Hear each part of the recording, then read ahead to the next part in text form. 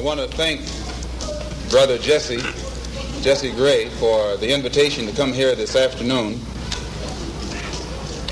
and participate in this rally, which I believe is for the good of the community, the good of the black community. And anything that's good for the black community, the white man should realize it is good for his community.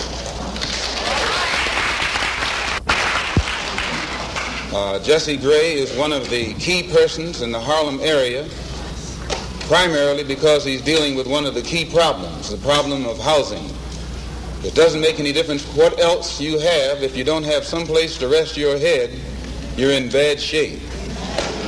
Here in Harlem, the reason we say that housing is such a key problem, when you live in a poor neighborhood, you're living in an area where you have to have poor schools. When you have poor schools, you have poor teachers. When you have poor teachers, you get a poor education. And when you get a poor education, you are destined to be a poor man and a poor woman the rest of your life. Poor education, you can only work on a poor-paying job. And that poor-paying job enables you to live again in a poor neighborhood.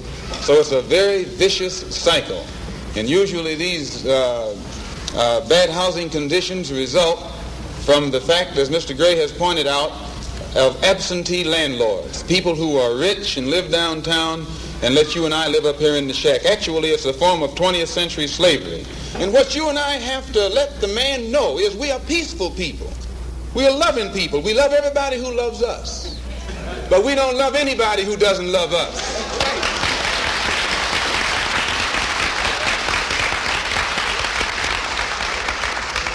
We're nonviolent with people who are nonviolent with us.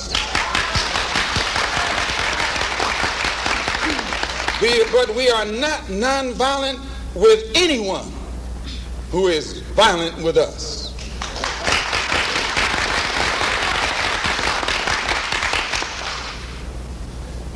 Once those intentions are made known, we can get to the nitty-gritty of the problem. We can get to the core of the problem. We can get to the root of the problem. And then we can correct the problem.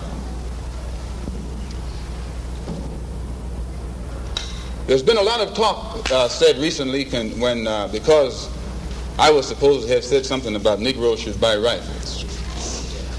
White people have been buying rifles all their lives. No commotion.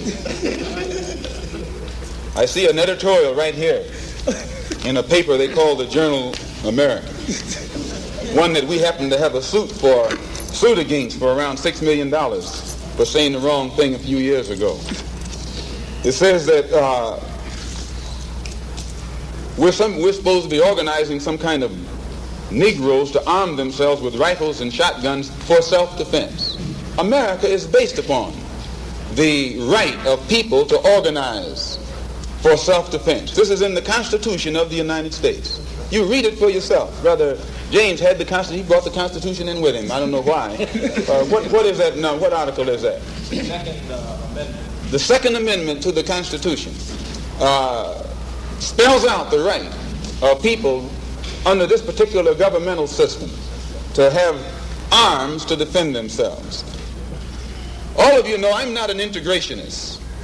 I'm a believer in the Honorable Elijah and follower of the Honorable Elijah Muhammad. Right. I'm still a Muslim.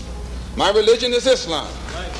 I run into some obstacles in the Nation of Islam, and I feel that I can best serve the Honorable Elijah Muhammad's purpose and program and carry into existence what I feel, I understand, concerning his objectives better on the outside than I can on the inside.